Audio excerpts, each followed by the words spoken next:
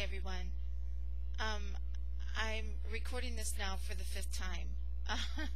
um, the the mystery pregnancy is over.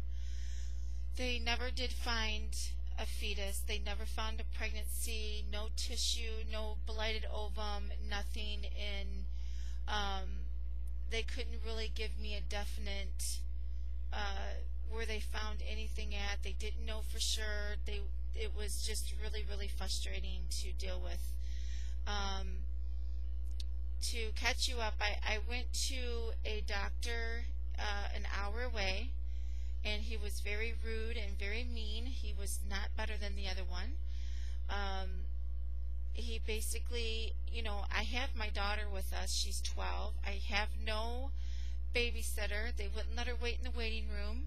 So all this had to be done in front of her, which I was extremely upset about.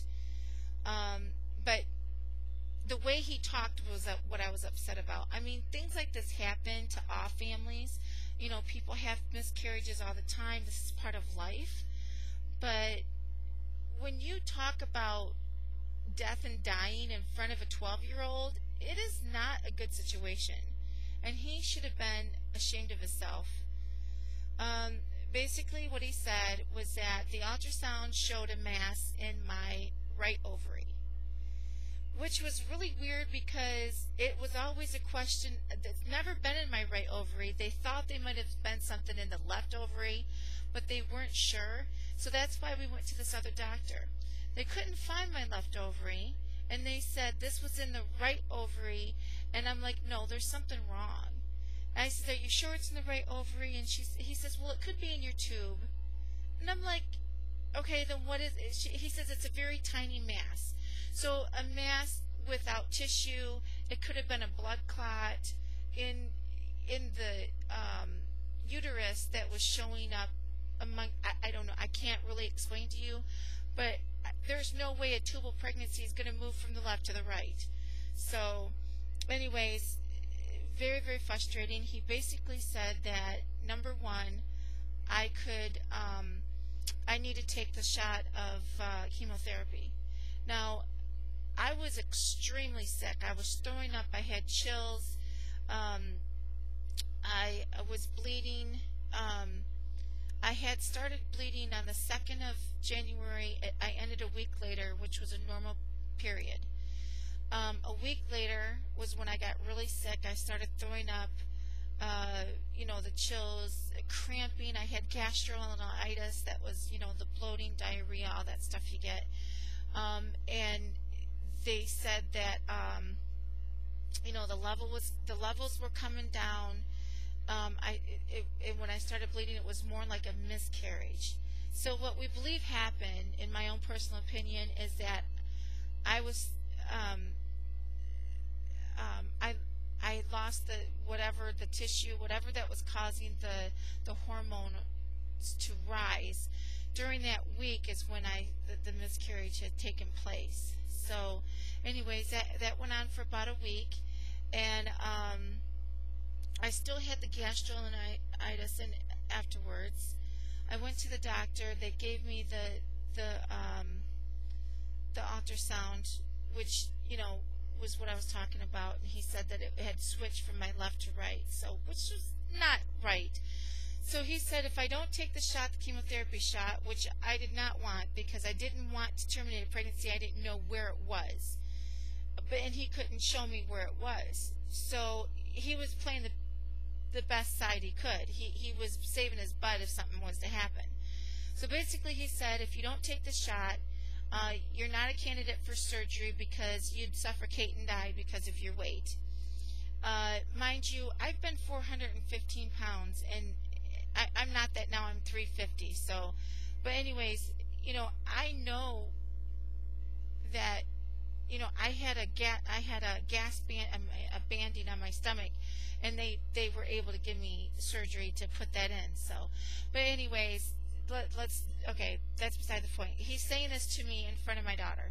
He said that if I waited out, I could rupture and my ovaries and my tubes will burst. I would bleed to death before I got to the hospital.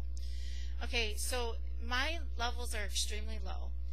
Um, the it was very tiny what he was talking about, and what I couldn't understand was why I didn't leave, because basically he just wanted me to do his treatment and that was it.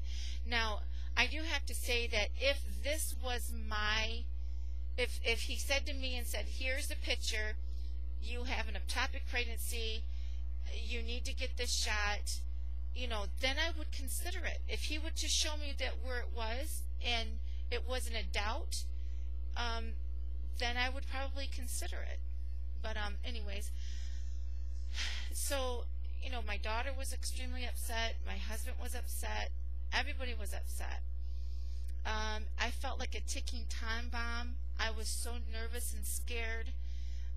He said I had to wait a week for the blood test to come back, and I'm thinking, if I have to wait a week for the blood test, then he must not be very worried that this is really going to happen. So, but anyways, so that happened, and I kept taking the tests, and they were lower. Every test that I was given was lower, lower, lower.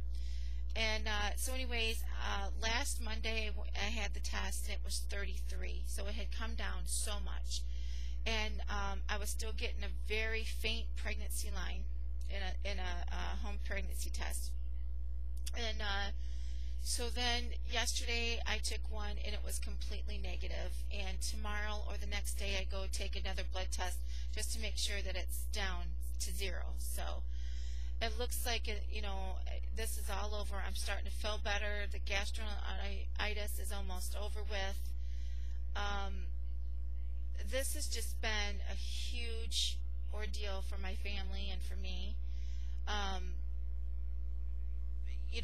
We're scared.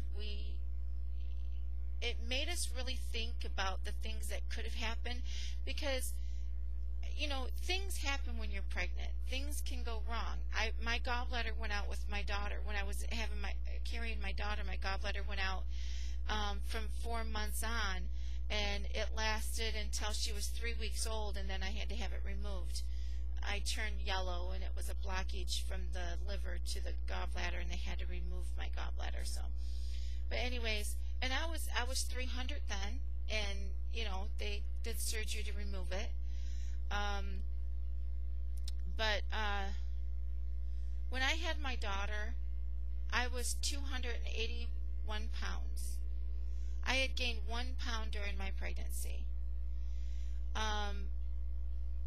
My weight is caused from hormonal imbalance. My progesterone is so low that it's puberty level. And that's the reason why I'm having all the miscarriages. So I've been on a progesterone cream, which really, really helped. The natural progesterone cream is amazing. And it really worked, because during my pregnancy, this one here, when I took it, very first took it, it was 0.6. I started the cream. It went up to 6.6, which is, it was first trimestral pregnancy levels. So that was perfect for me. So, but anyways, I just want to let you guys know what was going on. I'm sorry that I haven't been able to get on here much and let you know and keep you updated. I wanted to let you guys know, as stuff was happening, but I was so sick and I was so tired, and my family was beside me every step of the way, and I'm looking forward to moving on. I think what we're going to do right now is we're going to wait. I'm going to lose another 50 pounds.